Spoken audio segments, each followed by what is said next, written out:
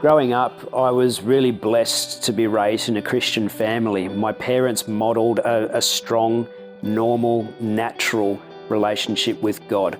We were in church every Sunday. I saw them serving wherever the need was. My parents were serving, and so it was a natural, healthy modelling of Christian living. When I was 10 years old, however, my father was diagnosed with a terminal illness that was degenerative. He was given 3 to 5 years to live. And in that time, we watched my father wrestle with his faith in God, but in a healthy way. So he asked questions like, where is God when I'm suffering? Why me when I've been so faithful in serving in church and loving Jesus? He eventually died 10 years after his diagnosis. I was 20 years old, and for any 20-year-old, that's such an important time of your life.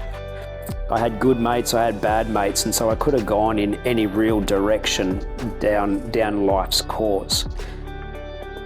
But I'm really thankful that I had strong mentors in my life, older men in particular, who would speak wisdom into my life, who had my permission to tell me if I was being an idiot and get back on course in my relationship with Jesus. And a couple of months after my father passed away, I was on a missions trip, and I firmly believe that God spoke audibly to me, and he was essentially calling me into full-time ministry. I didn't know where, I didn't know who with, I didn't know when that would happen in my life, but I knew it would. And so I liken that period of my life to a cyclist's slipstream. In a cycling race, the best position isn't to be the first place cyclist, but it's to be the cyclist behind that cyclist. Because physically, the airflow coming off the front cyclist is what's called a slipstream. And you generate power from being in that slipstream, and it holds you in the same direction.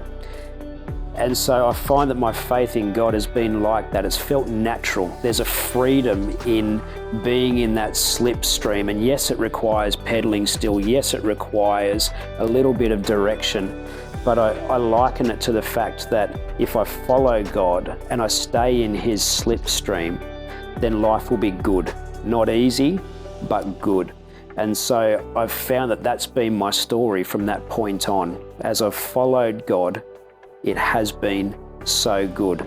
And I would love to model the parenting values and the way my dad lived in the way I parent my children and in the generations to come.